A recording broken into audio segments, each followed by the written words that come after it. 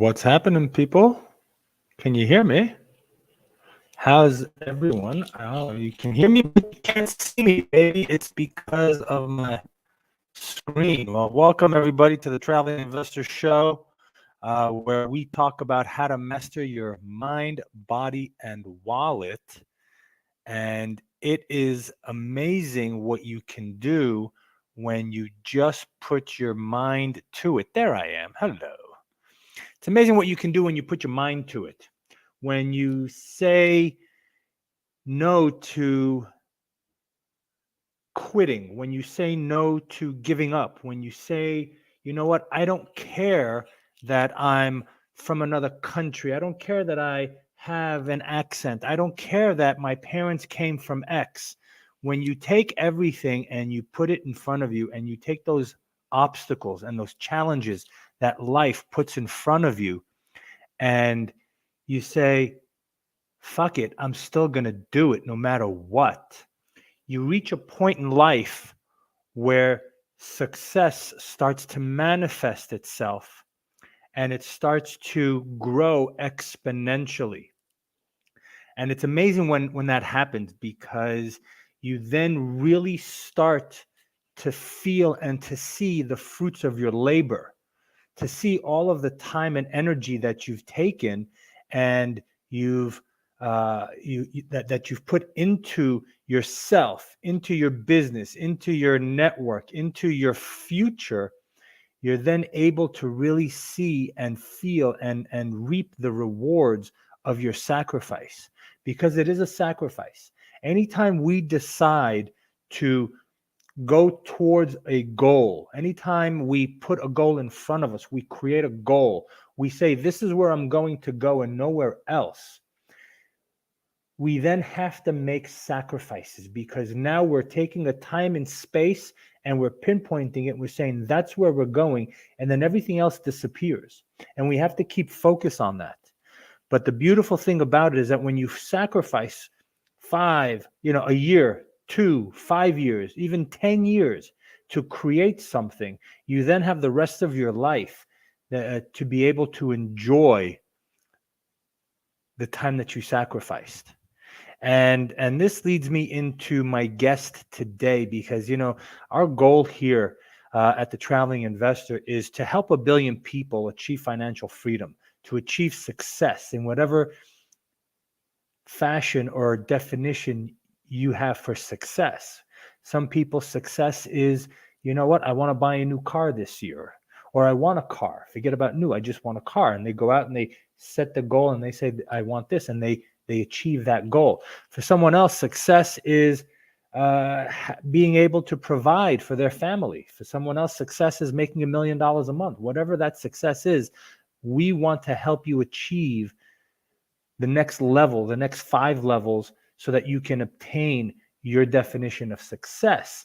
And my guest today, Bernard Pierson, he's been on the show before. Bernard and I, we actually met many years ago, not at a real estate conference, believe it or not, but at an organization that brings together people for membership. It gives them rewards and all kinds of stuff. And they created an event for people, for the members. And we went there and we hit it off and we started talking.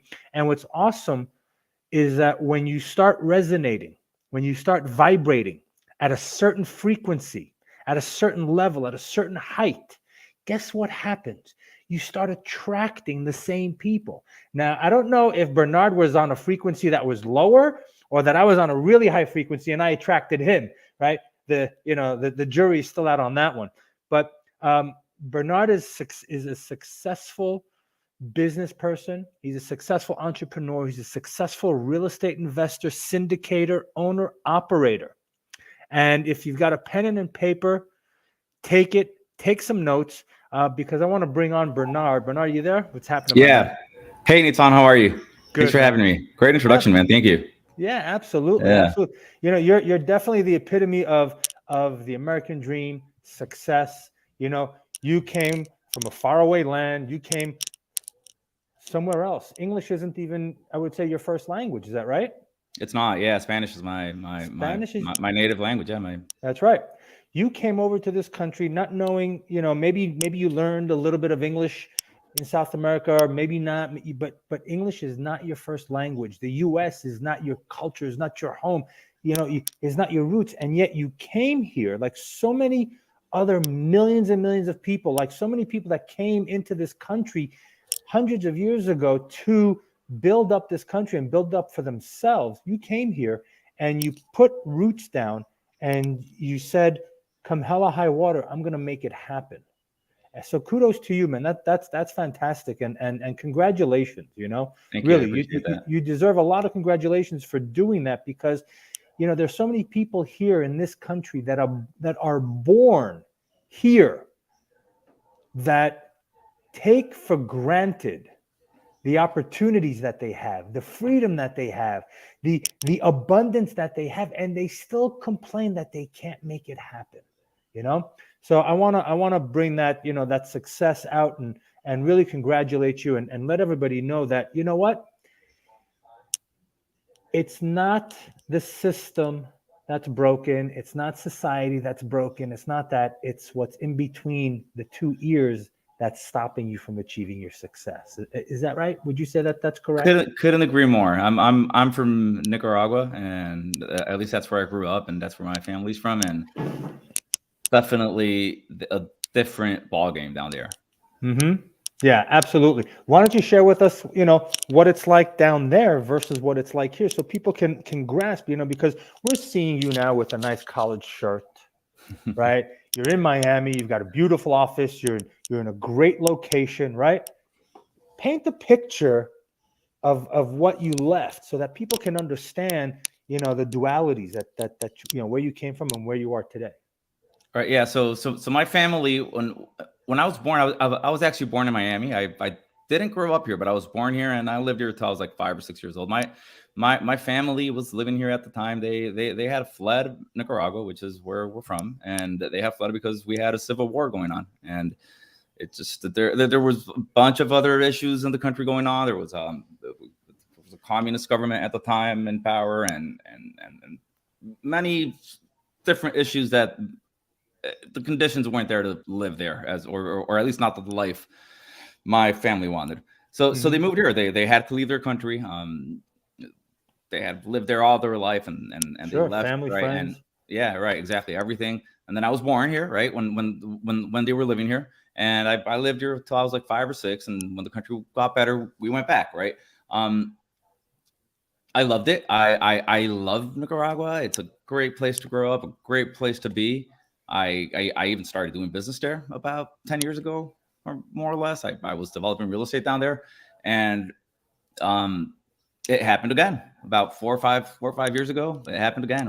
Our country, politically, economically, everything, it went into deep social, you can call it depression. I mean, it's not even a recession at this point, because it's been going on for so long that there's just laws aren't followed. There's no security in a contract or an agreement. There's so many different so I've doing business in Nicaragua is so, and in Latin America in general, right? It's so different and so complicated. You can still get it done, right? But it's so complicated that when I came here, it if anything, the one of the things it gave to me is it develops such a thick skin that not that it feels easy, but it feels a lot easier than it would have been otherwise. Yeah, that thick skin, right? That's something that entrepreneurs, no matter where you are in the world, you got to grow that thick skin, right? I call it rhino skin, right? The skin of a rhinoceros. Yeah, right? yeah. Right? You see National Geographic, sometimes the rhinos are just kind of minding their own business. They got this big ass horn in their thing, they're huge, and they're minding their own business. You got birds sitting on them and pecking on them, and fly, and they're just like minding their own business. They're just doing their own thing. But if you put a fence around them, or if you get in their way, they'll just trample right over you, because they don't see anything but where they need to go. So yeah, that thick skin is definitely important. And it's amazing that that how governments come and go, how societies change, and it's amazing that you were able to pivot with what was going on in Nicaragua at the time, right? You were smart enough to see 5, 6, 10 steps ahead and say, okay, we need to pivot, right? What are, from your experience as an entrepreneur and whatnot, what are some of the things that entrepreneurs or talents or skill sets that entrepreneurs, or even real estate people should kind of start honing, right? We're talking to a lot of people that are just getting started. They're trying to get in, they're looking to get into real estate, all that kind of stuff. If somebody was sitting in front of you and they were getting started, share some of your wisdom with them as to, what they should do first, kind of first steps. Okay. Yeah. So we're all different. We're all human. We each have our own personality. We each have our own way of making things happen. Some of us are introverts. Some of us are extroverts. Some, we're all different. So I don't get too caught up on the specificity of things in general. I would say, because that creates pressure, or at least for me, that would, so I would focus definitely on networking. That's the number one thing. If there's only one thing, if I have to choose one thing, it's going to be networking. That is going to happen for most businesses, I believe, and or entrepreneurship, and definitely it's going to happen in real estate. I mean, you're going to need it. You may have a deal, but you may have no money. You may have money, but you may have no deal or experience. You may have experience, but you may not have a deal, and so on and so on, right? So if you network, you can bring everything together.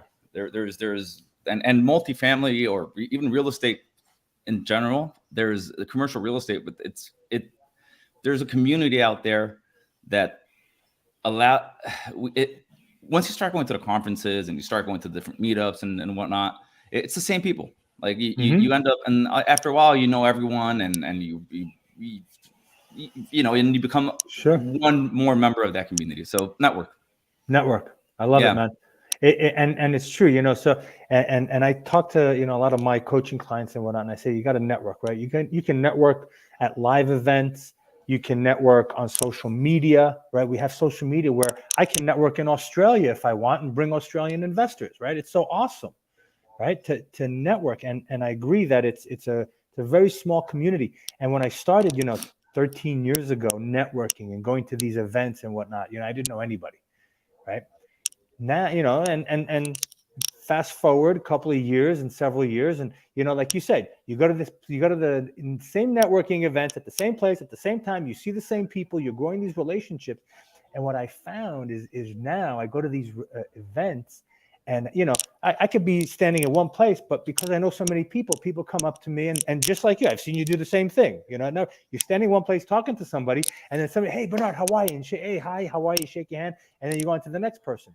And people come up to me so often, and I see they come up to you as well. And they're like, listen, I don't know who you are, but I've seen like 15 people come up and shake your hand right now. So I need to come talk to you. I think I need to talk to you as well and see who you are, right?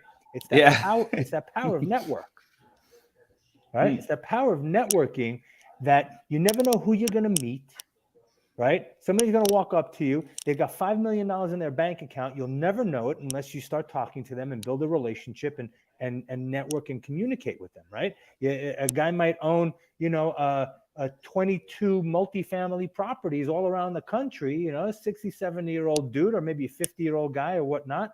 And, you're talking to them and you don't know, but if you build that relationship and they like you, then they'll say, oh, you know what? I've got some deals you want to take a look at, right? And sometimes it takes 4 or 5 years before something, just try to add value without expecting anything in return, and just be there. And it takes time. I mean, it can take time. Sometimes it doesn't. Like you and me, we hit it off right away, right? We were doing business about a month after we met, but sometimes it can take 5 years. Oh, absolutely. Yeah. There are people that I'm still talking to, emailing, negotiating, not negotiating, but building relation. And it's been years and they haven't done anything. Right. Right. The power of networking is so key, All right. Let's talk about this. I know that you, and congratulations, by the way, I know you just closed on a property in Oklahoma City. Is that correct? That's correct. Yeah. Yeah. Awesome. So why don't you share with us a little bit about, not a little, share with us a lot, right? How'd you find the deal? Why OKC? Why Oklahoma City? Right? Talk about the team. How, you said you're in Miami. How are you managing an asset so far away? Yeah. So let's start off on why OKC. So OKC, I I was always looking for different. I'm always looking for different markets, right? On where to invest. And one of the things I prefer to have, it's not a must, but it's one big a big plus to have is someone in the market, the famous boots on the ground. And that boots on the ground, it doesn't have to be someone that's going to be your partner or someone that's going to invest with you. It doesn't. They don't even have to be real estate minded or related. For me, right? That boots on the ground is someone who trust, like, can be a family member, a good friend, and someone who has close ties to that city, or even maybe you have close ties to another city, or something. So through them, you leverage that local knowledge that they have, or that local feel that they're locals, right? So in my case, Oklahoma City, I'm always thinking of these cities. Oklahoma City is one of them. My brother-in-law has a business there, not real estate, but he has a team there of people and whatnot. So I can always call them and ask them, what do you think of this address? Is this a good location? Is it not? Is it a good neighborhood? Is what do you think of crime? What do you go there at night? What do you all the questions we like to ask and just leverage that local feel. And it checked that box, right? So that was great. And then I'm like, okay, let's look into Oklahoma City. Let's look into the demographics. There's job growth. It checks all those boxes. There's it's the third cheapest or least expensive city to make business in the U.S. Right? There's so many things. Logistically, it's located perfectly. It's 2 hours away from Dallas, and it's an intersection to several interstates. So logistically, there's a lot of trucks going by and whatnot, and that's part of the reason it's so cheap to do business there, because materials are readily available. They're not as expensive. Freight is not as expensive as other parts of the country, and I already mentioned this, but there's job growth. There's a diversifying base of employers. It used to be a state that was pretty much focused on energy, and that's starting to change. There's big employers coming on and moving their headquarters there, and it's in general, it's a market I really like. It's growing. It's not that it's under the radar, because that wouldn't be accurate, but it's not as hot as other markets. Nothing wrong with other markets, right? But it's just getting deal flow in markets that are not as hot can be easier, right? And that's how I ended up in Oklahoma City. I'm finding the deals through broker relationships. It's just broker relationships, and we've closed a couple deals there. So they bring the deals to us, and we're being shown a ton of deals, and some of them we pass on, some of them we offer on, some of them we got the contract on. And the one we closed on recently was a 71 unit portfolio, value add, Class B, good locations. These are all good urban locations that we've been buying recently. Walkable areas, urban, and they're kind of like the hip areas of town, if I can say that. So yeah, that's we're very excited. We're these are smaller. So the 71 unit, it's actually a portfolio that we bought. That we assembled a portfolio. We bought 3 different properties and closed them in a relatively short period of time, and assembled a portfolio and syndicated that out as one deal. And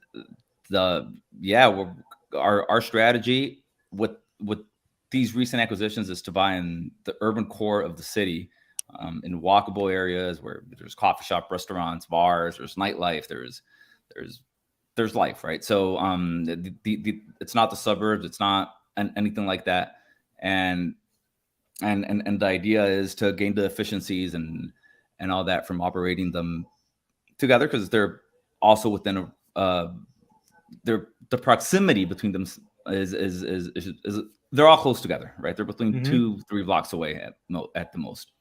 Okay. So yeah, we're excited about it. That's awesome, man. That's awesome. Yeah. So let me ask you, what are, you said that, there's some deals that we liked, some deals that we don't like. What are some of the deals that you looked at that you didn't like? What was with what were the issues with those properties? Excuse me. Yeah. So one big one, and that's going to happen in every market. Oklahoma City is not necessarily a high crime rate area, but every city is going to have, especially urban areas, Sure. are going to have high crime rate areas.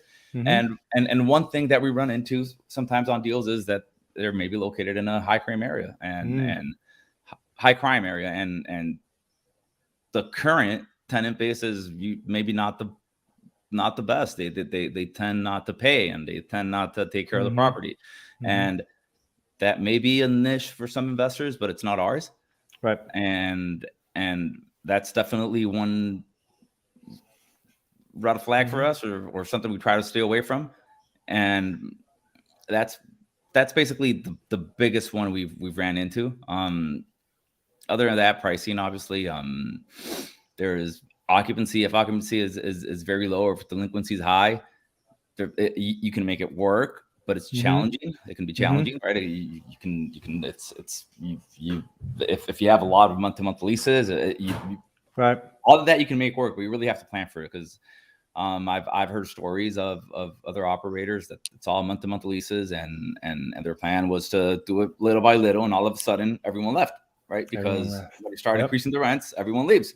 And sometimes they'll stick through, right? And maybe in today's market they'll stick through because everything's so expensive that people are, they're buying time. But and at other times everyone leaves, and all of a sudden you have a 80-90% vacant property. So you just have to be careful with those details too, on really auditing those leases, and making sure you're what you're getting into. Excuse me. Right. You definitely know what you got to get into, because we at one point we got into a deal where there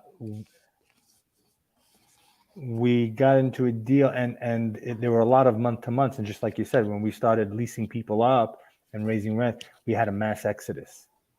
Right, we had a mass exodus. So you need to, when you're underwriting, when you're creating your projections, you really need to understand what you're buying and create those projections with very conservative, saying, what if 50% leave? How are we going to handle that?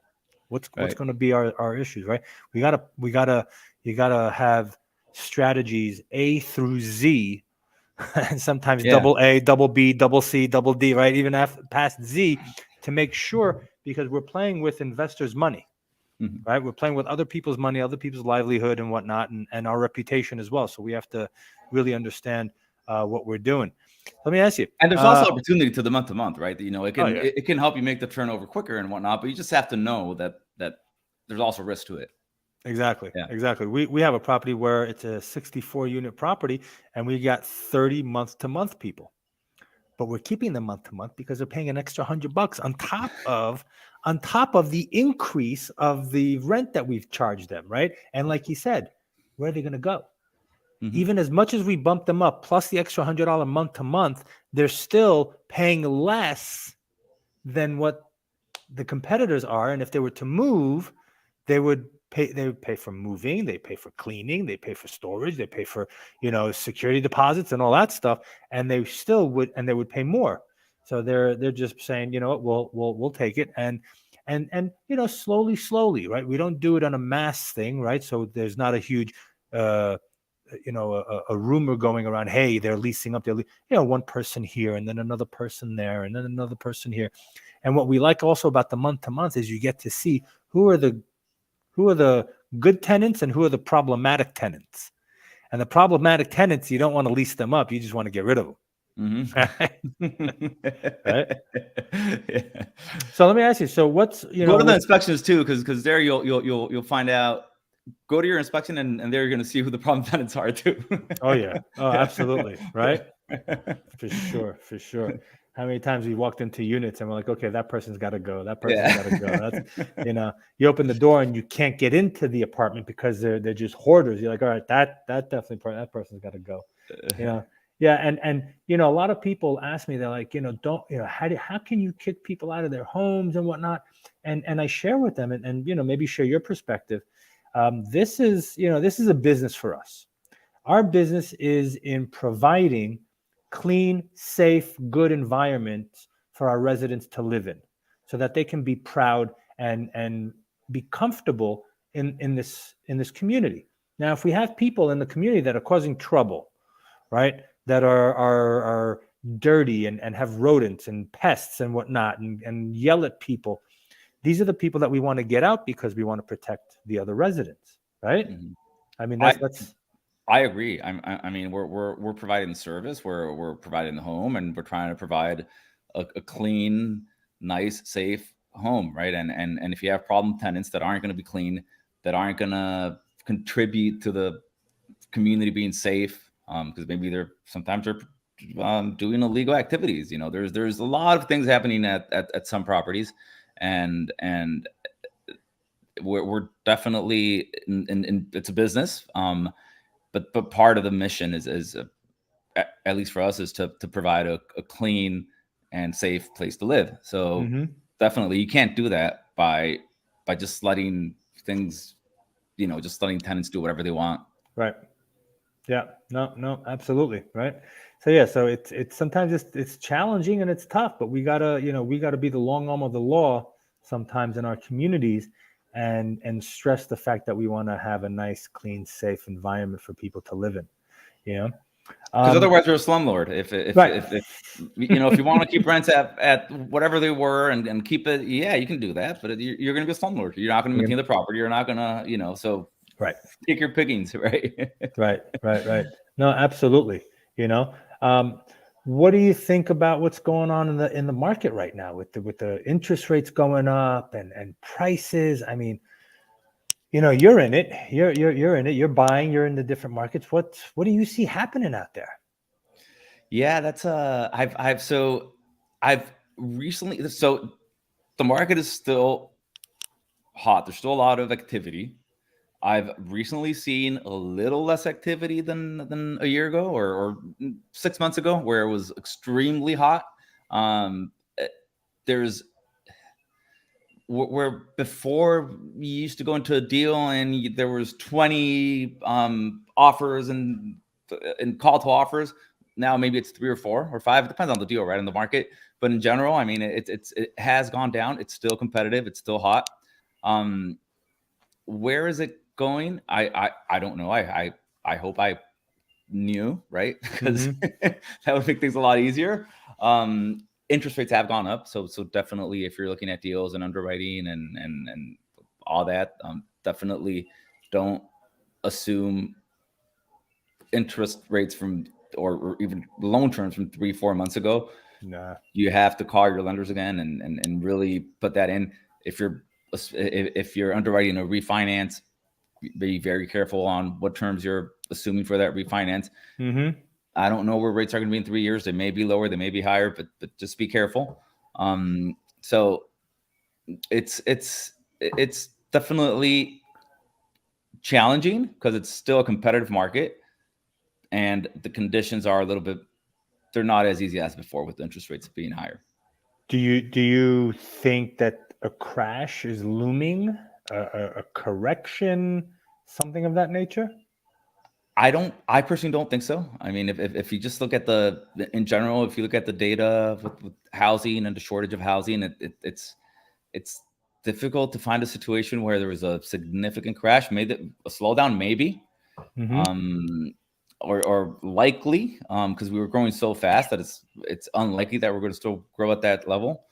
But are we going to go a recession, or a price correction in real estate, or multifamily specifically? I don't see that in the near future. At some point, it has to come. It will happen, and it's a matter of time. We don't know if it's going to be in a week or if it's going to be in 10 years, but it's a matter of time. It's going to happen. I'm not extremely concerned that it's going to happen right away. But you do have to. I mean, whatever you buy, you have to just prepare. Like, just prepare for any negative outcome that may happen in the near future. And what we do for that is we try to underwrite longer term, and we try to get into the right debt. Mm-hmm. Make sure not to, no bridge loans that are going to be due in a year, stuff like that, right? Because we don't know where we're going to be. Mm-hmm. Mm-hmm. So what kind of products are you putting on your property debt wise? Are you putting longer term debt? Are you putting short? Are you putting bridge loans, and then looking to refi or sell? What kind of strategies are you working with? So I like to refi in just because if the conditions allow, I don't want to bet on it because Mm-hmm. we just don't know what the conditions are in a year or 2 or 3, whenever you're planning to do your refi. Um, with that said, I think it's likely that if you give yourself a 3-year window, it's likely that you'll be able to refi that if you operate it correctly, and at some point you'll have the market conditions. Even if the debt market dries up, you may be able to find the loan in the next 3 years at some point, right? To refi. But the debt we're using to answer your question, the type of debt that we're using today is mostly we're using 5 to 7 year terms, Mm-hmm. in some cases up to 10-year terms. At a minimum 5 though, we're trying not to go below 5 years, Okay. or we haven't gone below 5 years. We on those 5 years, we use a lot of local lenders, community banks, and stuff like that. They're great to work with. They know their areas very well. They can be very flexible, and they know the area, so they can see things that other lenders may not be able to see because they're local. Mm-hmm. They'll send from an executive from the bank. He'll go with you and look at the property and really get the feel and get to know the property and be on board with your business plan.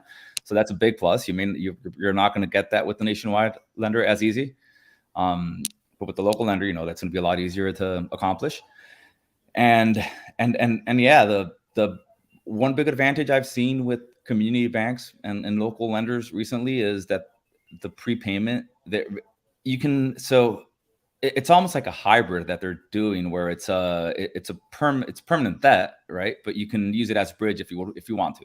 Mm-hmm. Just because the prepayment penalty is not high, the rates are competitive. They're part of what they've done is to be able to compete with the nationwide lenders. They're just not as expensive to prepay.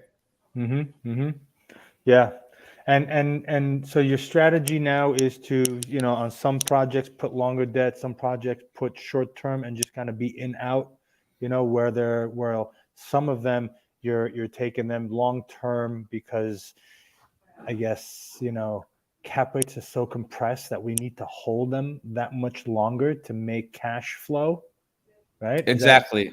And yeah, you're giving yourself time to decompress it in case cap rates were to go up significantly. mm-hmm. If you were to ask me, do I think they're going to go up significantly? I don't. But I may be wrong, and I recognize that I may be wrong. So Mm-hmm. so you do definitely have to have different options and exit strategies, because if that happens, well then yeah. Right. And long term, that'll help Mm-hmm. out a lot with that. So are you saying that you see a new norm in a multifamily cap rate world where this is now like C-class properties are now trading at 5 caps? Is that like the new world that we're living in? Is that the new norm? That's a tough question. I think there's a high chance that may be the new norm. Uh-huh. I'm not going to say that it's definitely the new norm, because we just never know. Right.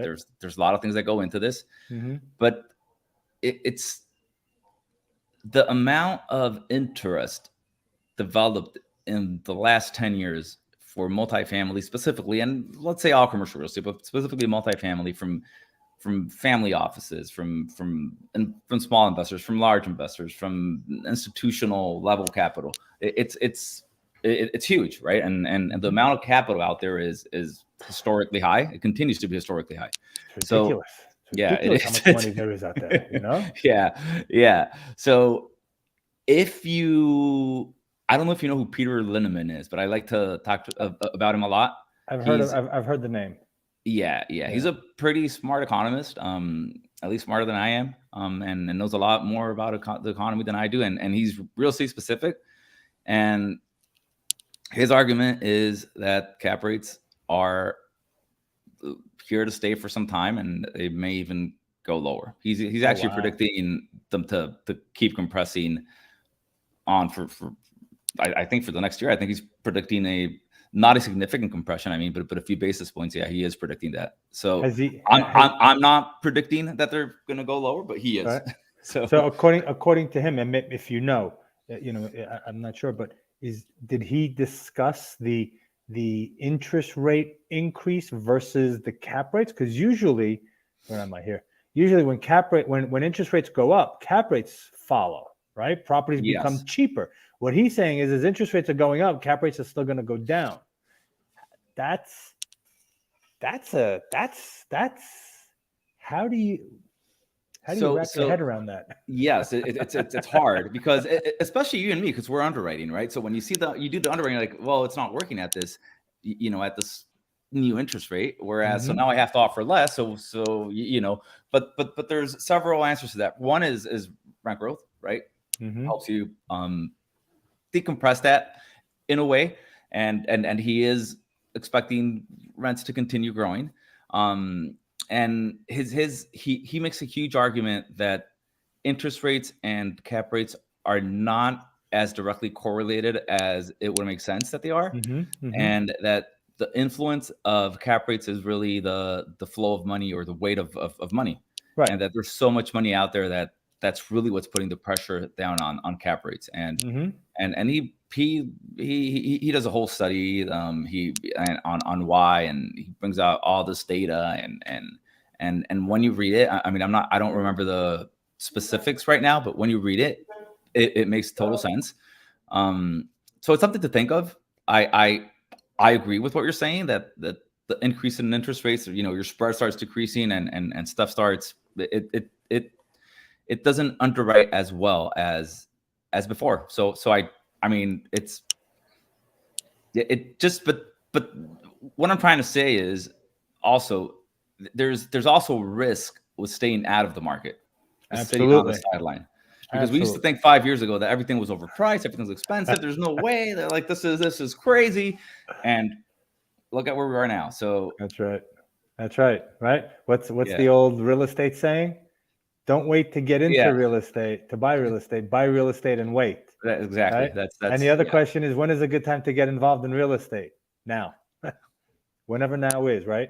100%. But to what you're saying is that it doesn't. We have to watch the market. We have to watch the metrics of the market, but there are still good opportunities to be had. You just got to dig deeper. And the people that know how to dig, the people that know how to have the relationships, the people that know their markets really well, these are the groups like yourself, right? Focusing on OKC and the other markets that you're in, having the people there, having the team, knowing that market really well, and having the local lenders with you, right? That's your team. Right. So having your team, knowing the market, you can still go out there and find amazing opportunities. You just got to underwrite it correctly. And, you got to kiss a lot of frogs as well. Right. You got to say no to a lot of shit that's out there. 100%. 100%. And don't feel bad if you do. Like it's don't feel like you're wasting your time or anything. It's all, every single deal you look at, it's giving you experience, even if you're not buying it, but just underwriting, it's giving you experience. It's giving you market knowledge. You're practicing your underwriting, you're practicing your market analysis. You're doing all sorts of things. And it just looking at deals. I mean, that's something I would suggest anyone that's interested in doing this. Just look at deals all day and underwrite them all day. Just go to Correction Loop, even if you're not going to buy them, look for deals, underwrite them, and within it's a matter of time before you develop that feel of where things are and where the market is, and you develop that feel to underwrite and that practice to underwrite too.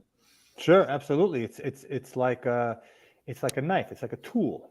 If you don't use it, right, it gets dull. Your brain, if you don't use it, your muscles, if you don't work out, if you don't do that, if you don't run and work your lungs, your eyes, everything, if you don't work it and train it, it falls apart. So it's the same thing with underwriting, the same thing with real estate. We have to train ourselves to become a samurai, right?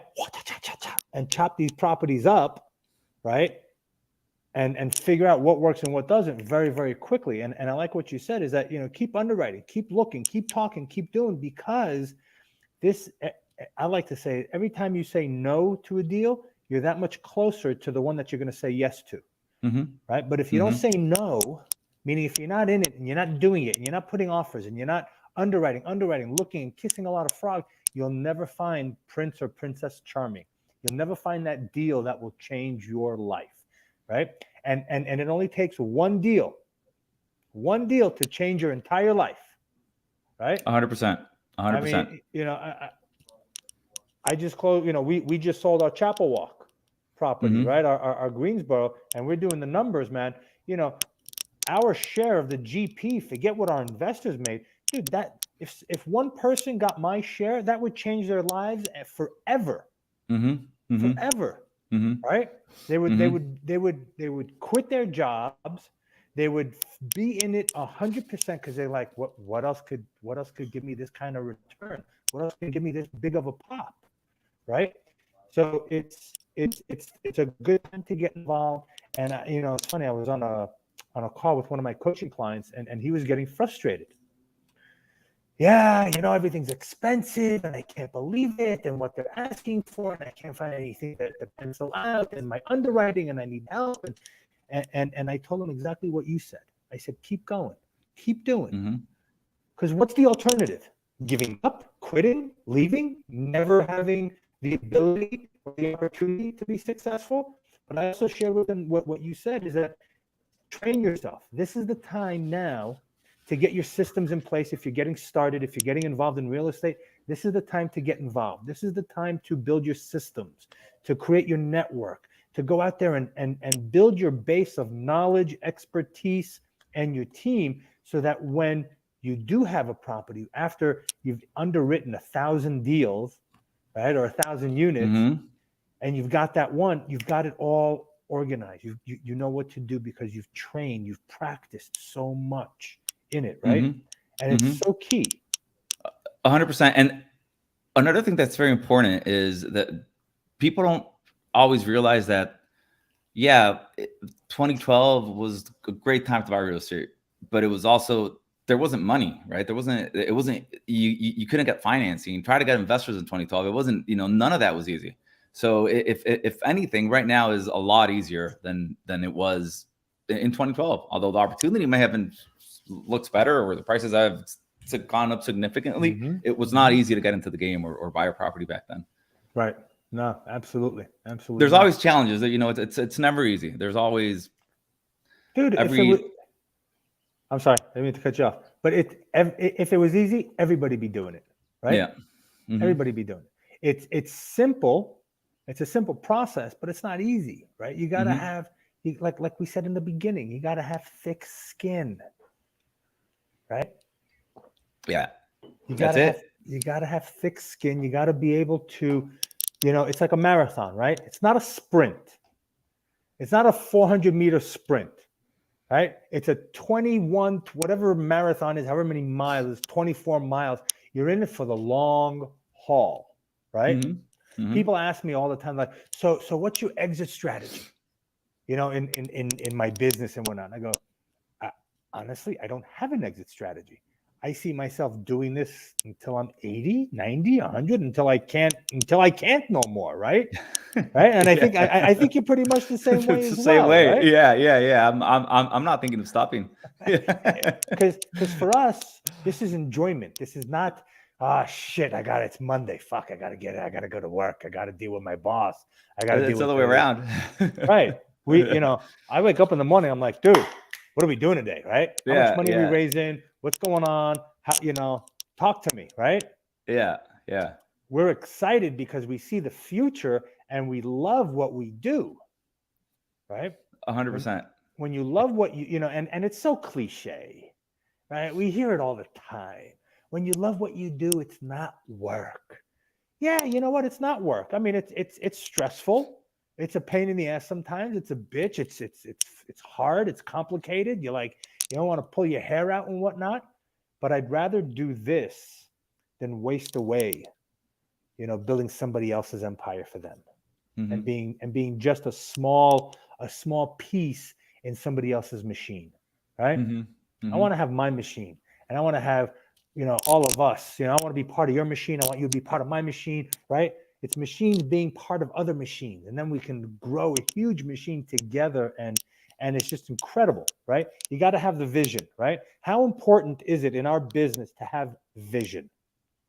Oh, it's key. With that, without vision, that it you have to have vision in life and for this business, but also, I mean, if think about it, you also have to have a vision for the property. How are you going to buy a property without having a vision for it? So it's vision is key to this in every aspect of it, personal, business, name Right? it. You can, yeah, it's everywhere. It's so important.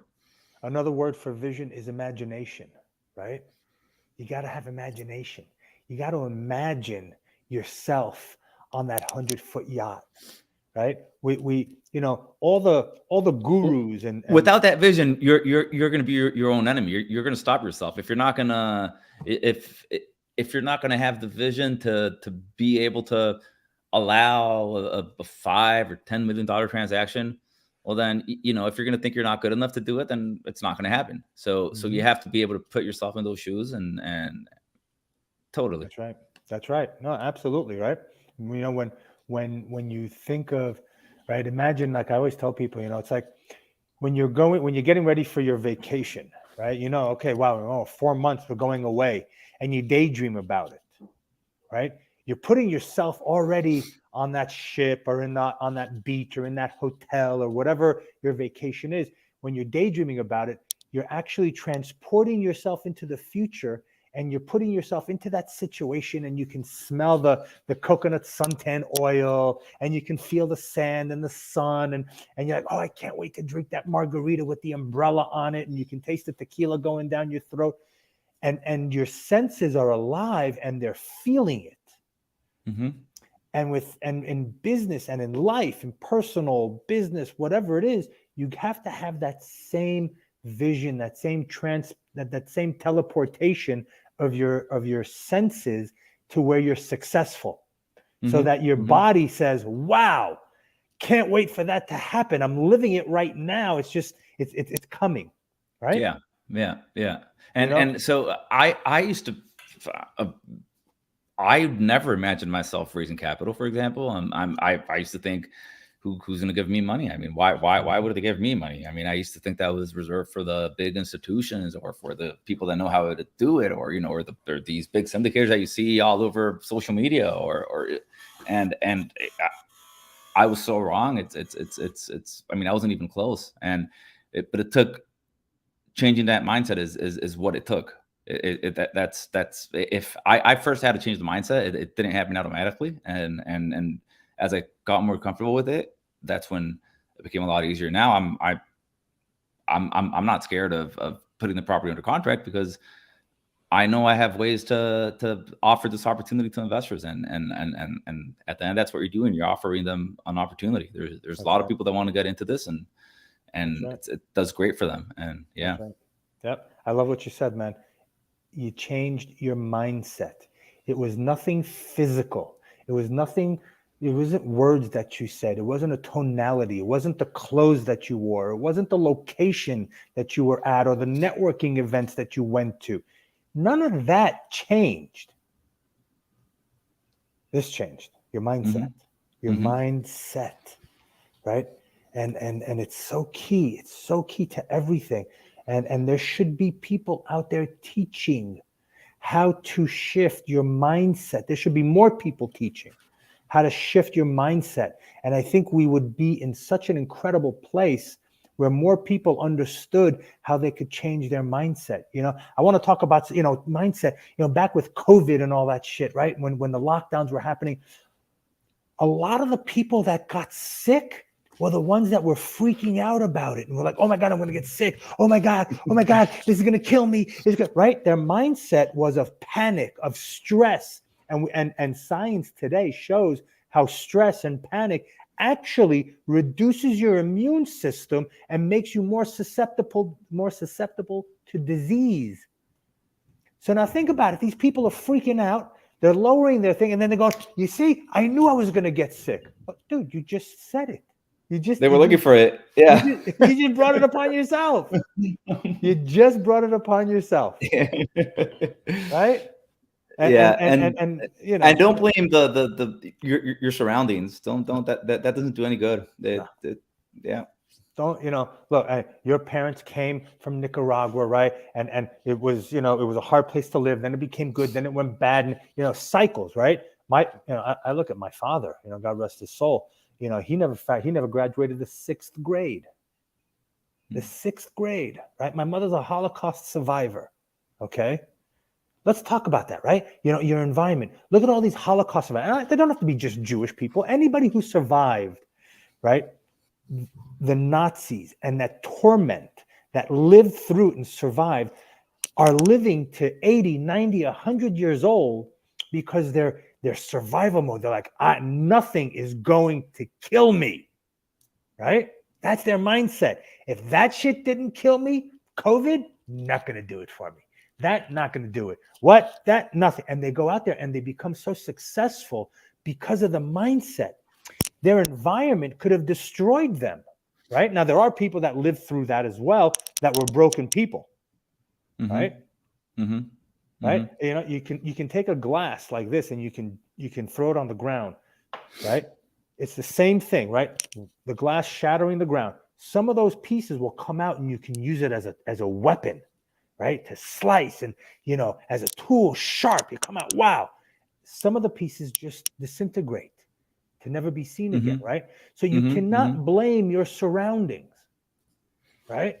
You can't blame your surroundings. My father was never graduated the sixth grade. My mother never, was a Holocaust survivor. They had excuses beyond excuses why never to do anything. Just let me live my life. But no, they said, I'm not going to let that stop us from creating a life and for giving our families everything that they deserve and a good life and all the amenities that a first world country can give. Just like you, they came to this country, they didn't know English. My father barely knew, my father couldn't put a math problem together on paper, but he could do it in his head, right? That was the genius of him, right? He understood business, he understood networking, he understood talking to people and building those relationships. And I'll buy something for $1 and I'll sell it for $5. Okay, that I understand, right? It's not that complicated. Give good service, not complicated. You don't need to have a Harvard degree to know these simple things, right? Street smarts. Exactly. Street smarts, So I love what you said, man. You can't let your environment and your history dictate your present and your future. Yeah. Right. So with that, we're gonna end the show. Don't let your minds, don't let your environment or your history determine your present or your future. What do you have in store for your future, my friend? What do I have in the future? Yeah, so I'm just my family first. That's the most important thing in my future. My family. I have a lot to look forward to. My kids. I have a 3-year-old, right? 8-month-old, and that for me is a priority. So I have to put them first in everything, and everything I do is for them. And if my family, so I do things the other way around. I don't do work first and then family, like on your calendar. I first separate the time from my family, and then I allow space and time for work. So my future is dedicating to my family, and my vehicle, I guess, to make that happen is real estate. So my future is continue buying more multifamily properties, and yeah, we're buying. We're under contract on a property, and we're putting in offers consistently. So I love it, baby. We're gonna, yeah, man.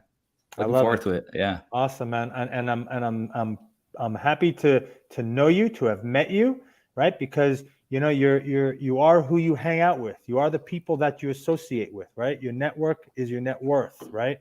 And I always want to be the dumbest schmuck in the room. And when I'm hanging out with people like you and others, I'm so happy and so grateful that I've met people that are out there that are doing it, that have what I want, the family life, the lifestyle, the success. And I want to emulate everyone that's around me, and it's fantastic. Share with us how people can find out more about your opportunities, about the properties that you have under contract. Is there a website? Is there an email they can go to? Yeah, so my website is on the screen, www.equitypartners.com. Equity with an I at the end for international, so EQUITI partners.com. You can also, I'm on all the social medias, Facebook, Instagram. You can look me up and send me a message. I'll respond, or just send me an email. My email is bpierson, BPIERSON at equity, EQUITI partners.com. Awesome, man. We're going to get that Reach put up. out. Yeah. We're going to get that up there. Awesome, man. Thank you so much for being here. Appreciate you taking the time out of your busy schedule. Looking forward to getting together in South Florida when I'm back from Northwest Arkansas, where I'm at right now in my house. I'm going to go now and go hang out at the lake a little bit and breathe some good fresh air. Enjoy. Thanks Thank for you. having me, Nissan. Absolutely. Travelers, it's been awesome. And I want to share this one last thing with you. Being born poor was not your fault. Dying poor is your fault. It's all up to you.